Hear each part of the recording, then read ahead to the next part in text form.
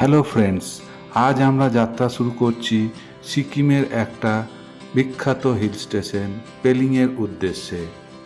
আজ তারিখ হলো 22শে মার্চ 2025। আমরা যাত্রা শুরু করলাম রবি ঠাকুরের দেশ এবং আমার হোম টাউন শান্তিনিকেতন থেকে। এখন ঘড়ির কাঁটায় বাজছে রাত্রি 9:52। বোলপুর শান্তিনিকেতন রেলওয়ে স্টেশনের বাইরের আবহাওয়া এখন খুবই মনোরম। আমাদের বুকিং রয়েছে 13147 উত্তরবঙ্গ এক্সপ্রেস, যা শিয়ালদায় 7:40 ছেড়ে শান্তিনিকেতন ঢোকার কথা 10:20 আমরা রাত্রের ডিনার সেরেই বাড়ি থেকে বেরিয়েছি। আমাদের ট্রেন আসতে এখনও বেশ কিছু সময় বাকি।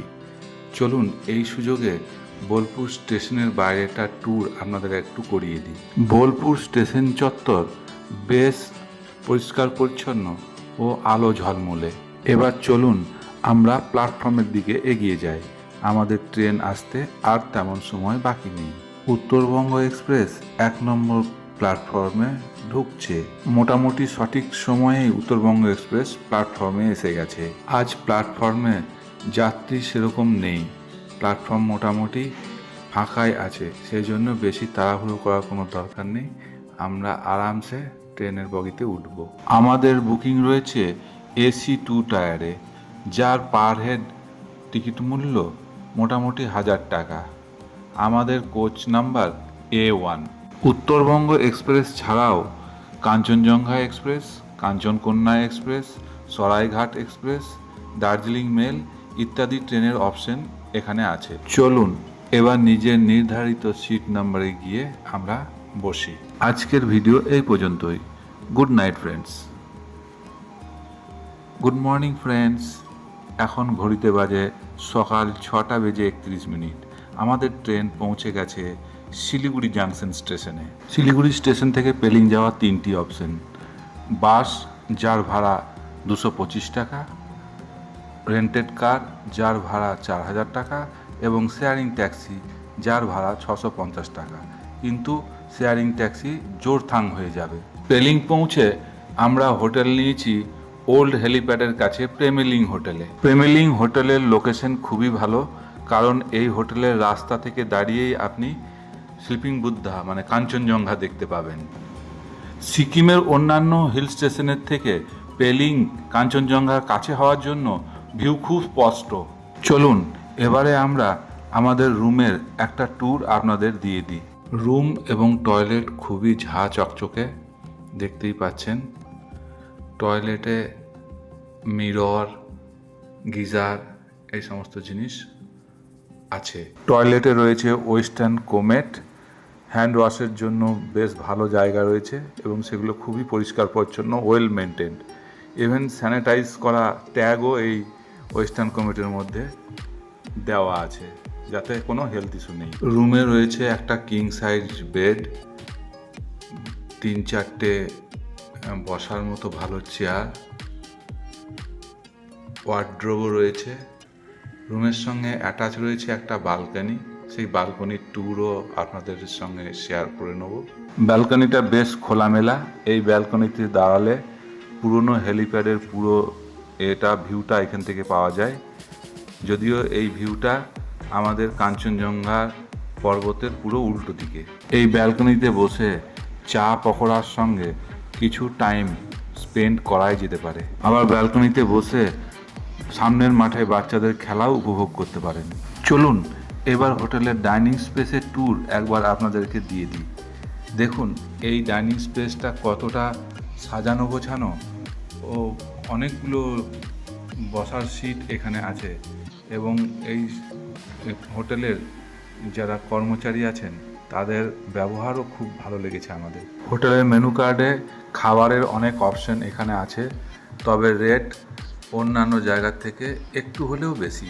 আমরা খাবারের অর্ডার দিয়ে ফেলেছি এবং এখন খাবার আসার অপেক্ষায় আছি। আমাদের চিকেন বিরিয়ানি এসে গেছে।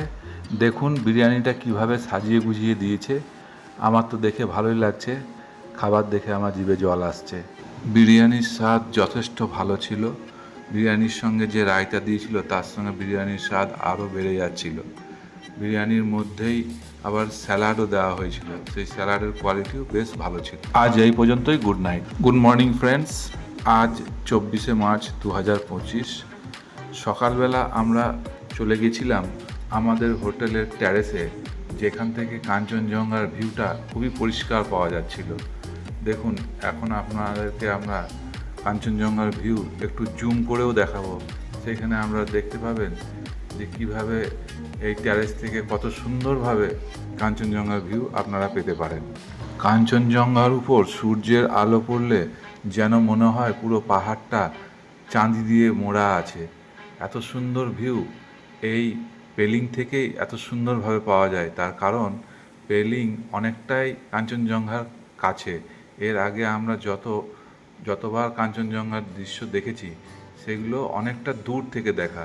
শুধু আমাদের হোটেলের ট্যারেস থেকেই নয়, যখন আমরা পেলিংয়ের সাইট সিন করছিলাম তখন সমস্ত জায়গা থেকে এবং এমনকি রাস্তা থেকেও আমরা কাঞ্চনজঙ্ঘার ভিউ একদম সরাসরি দেখতে পাচ্ছিলাম।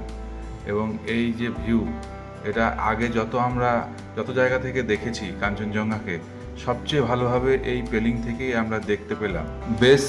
বেশ কিছু ফটো নেওয়ার পর আমরা পেলিংয়ে সাইট সিন করার জন্য বেরিয়ে পড়লাম। পেলিং লোকাল সাইট সিইংয়ের মধ্যে আমরা আজ যেটা দেখব সেটা হচ্ছে প্রথমে স্কাইওয়াক, এবং সেই স্কাইওয়াকের পাশে আছে বোধিসত্ত্বা চেঙ্গিরিসের মন্দির।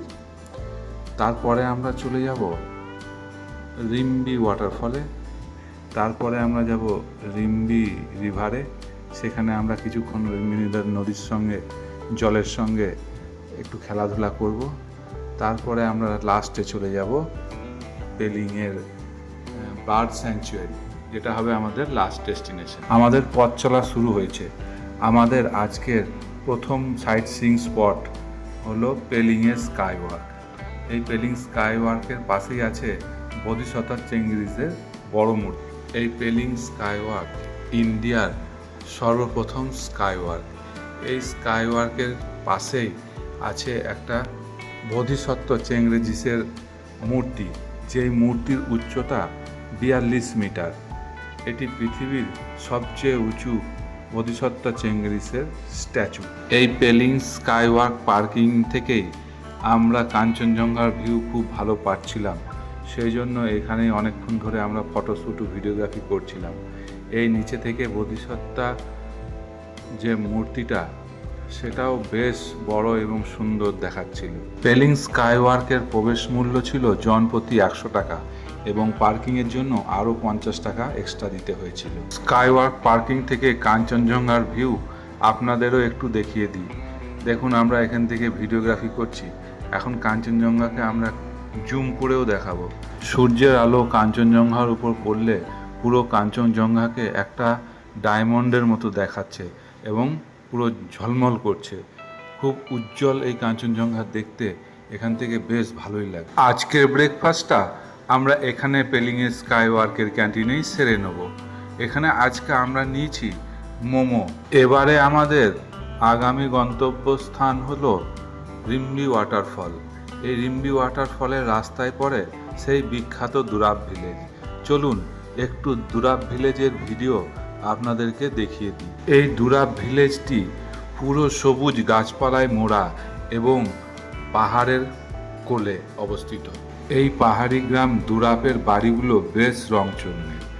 এই বাড়িঘর, এই সবুজ গাছপালা, এই পাহাড়, এই ছোট ছোট বাচ্চাদের স্কুল, সব মিলিয়ে গ্রামটি একটা মনোরম পরিবেশ তৈরি করেছে। এই পরিবেশ দেখতেই হয়তো আমরা দূর দূরান্ত থেকে ছুটে আসি।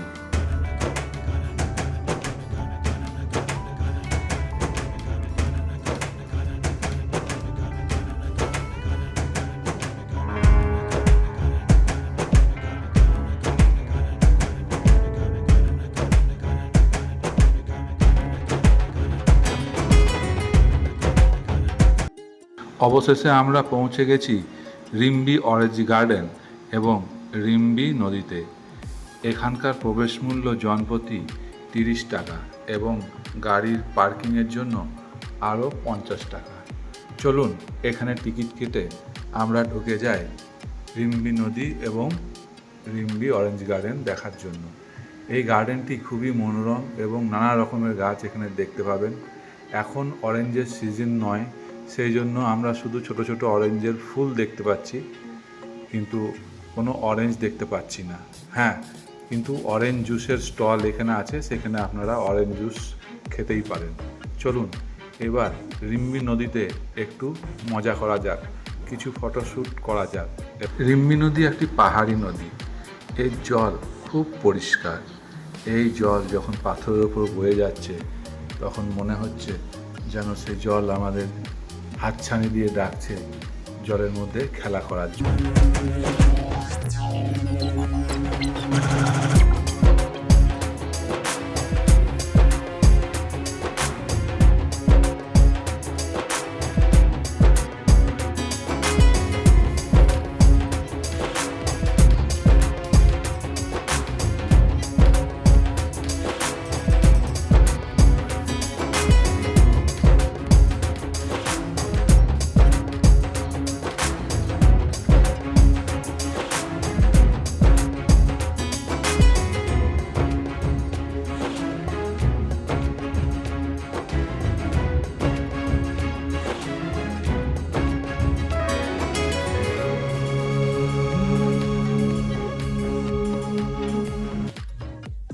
চলুন এবারে আমরা রিম্বি অরেঞ্জ গার্ডেনের যে অরেঞ্জ জুস আছে সেগুলো একটু টেস্ট করে দেখি চলুন কেমন এর স্বাদ।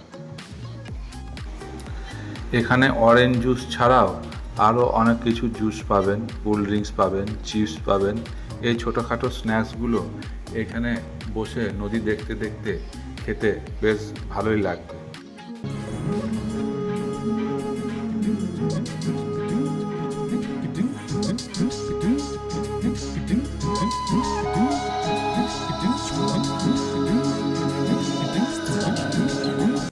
এখন আমরা এসে গেছি আজকের শেষ আমাদের দর্শনীয় স্থান, সেটা হচ্ছে পেলিংয়ের বার্ড স্যাংচুয়ারি। এই বার্ড স্যাংচুয়ারির প্রবেশ মূল্য জনপ্রতি 80 টাকা এবং স্টুডেন্ট আই কার্ড দেখালে তার জন্য 25 টাকায় সে এন্ট্রি পাবে। আমাদের পেলিং সিরিজটা এখানেই শেষ হচ্ছে। বন্ধুরা জানাবেন এই সিরিজটা আপনাদের কেমন লাগলো।